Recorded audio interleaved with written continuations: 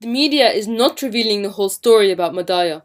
They are purposely avoiding mentioning the fact that Madaya has been overrun by Al-Qaeda offshoots, Ahrar al-Sham and Jabhat al-Nusra.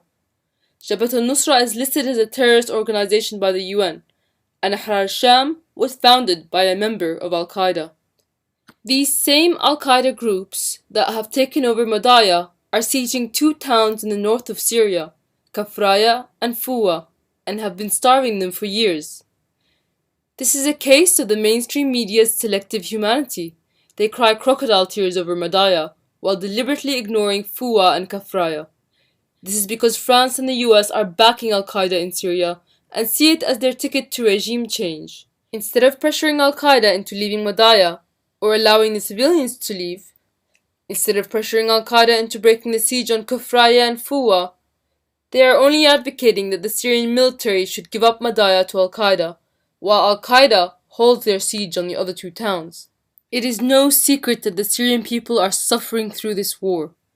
But the media and the government's fox humanitarianism is drenched in agenda, and they must be exposed. Another thing that isn't being mentioned in the media is that the Al-Qaeda-linked rebels in Madaya are stealing the aid going into the city and selling it for a high price. The same thing is happening in Kafraya. The residents of Madaya expose this fact, but you won't hear their voices in the mainstream media. هاي الأغراض اللي عم تنعرض معروفة كلها بالإعانة جاية وبالعلب، يعني لما توزعت كانت بالعلب، وفي عم يزودوا الشغلات، عم يفضوا كلها يعني بخطية الأطفال اللي عم يصير هالشيء. كانت الأسعار بتوصلنا من المعونة لا حليب للأطفال لا رز مثل العالم، بيعطونا شيء رمزي كتير من المعونات عم تستغلها المسلحين اللي عنا، الله يخلصنا منهم. احنا هلا بمضايا 10/1/2016. ما بنسترجي نقول أكثر من هيك. أخذوا المعونة وزعوا النص وضبوا النص، وصاروا يبيعوا الكيلو ب70 وب80، والعالم هون ما في معها هالمبلغ تشتري.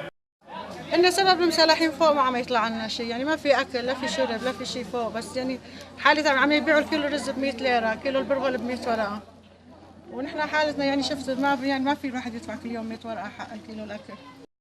المعارضة عم يتاجروا بدم البشر، هن اللي عم يجيبوا الرز ويبيعوا ب80 90 ورقة جماعة المعارضة وجماعة السرسرية والحرمية، أكثر من هيك ما في. 90,000 عم يبيعوا. باكيت الدخان عم يبيعوا 5000 ليرة. 5000. باكيت الدخان ب 5000 ليرة. الشوكولاتة ب 5000 ليرة. سمعت أبوك حكى لك جدك حكى لك شوكولاتة ب 5000 ليرة. وذبحوا أولادنا وذبحوا حرقوا شجرنا. هن المعارضة اللي عملت سببت لهالسبب هذا. يعني أخذوا حقه. أنا ابن مضايا عمري 89 سنة، ما بخاف غير من الله، وهالبسطون هذا واقف ضد 12,000 نسمة وكسر سوسهم. مالك جوعان انت، نحن جوعانين. You're not hungry, we are, shouts this angry man at a fighter. Basically, the rebels and their globalist allies are holding Syrians hostage as human shields, starving them, then using their emaciated bodies for propaganda.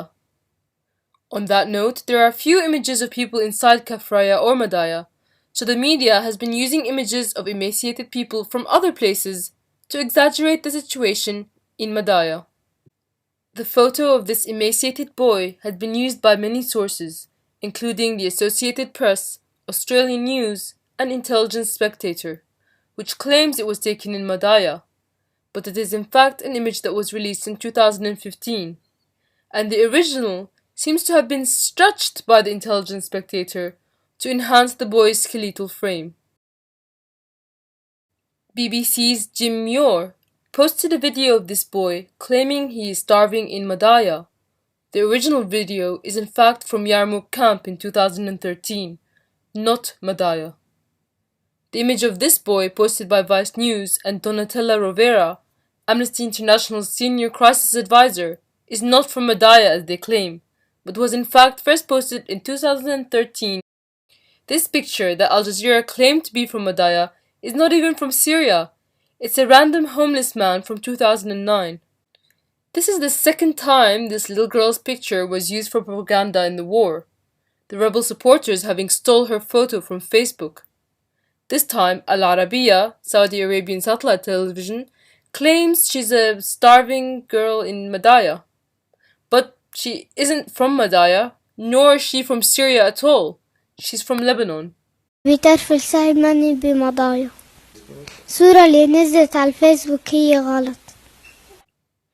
Other random photos that are claimed to be from Madaya continue to emerge to make the crisis appear larger than it is.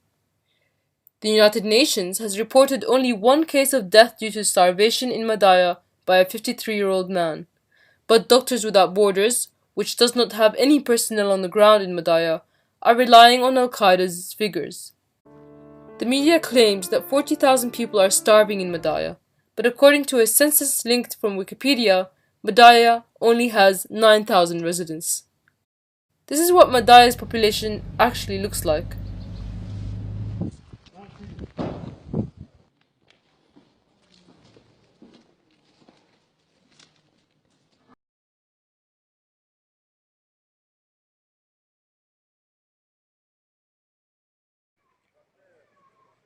There are fluffy stray cats in the street, while the media is claiming that people are eating cats. The town hasn't been completely cut off. In December, 126 people were evacuated. Aid is said to be coming into the city soon, but Al-Qaeda-linked Ahrar al-Sham is going to take that aid again, and they're going to continue their siege on Kafraya and Fuwa. Let's cut through the manipulation and get to the facts. Sieges happen in war. Lest we forget that the US government starved 300,000 Iraqis in Fallujah during the Iraq War. But this is not an occupation. You have one side that is foreign-backed Al-Qaeda and one side that is the legitimate state and military. If NATO, the Gulf Arab states and their media apparatus cared about the Syrian people, they wouldn't be supporting Al-Qaeda's takeover of the place. Nor would they be sanctioning all of Syria, which is basically a siege on the whole nation. But all this talk of starving children was never about humanity. This is one drop of truth in an ocean of lies. Subscribe, share, and help it grow.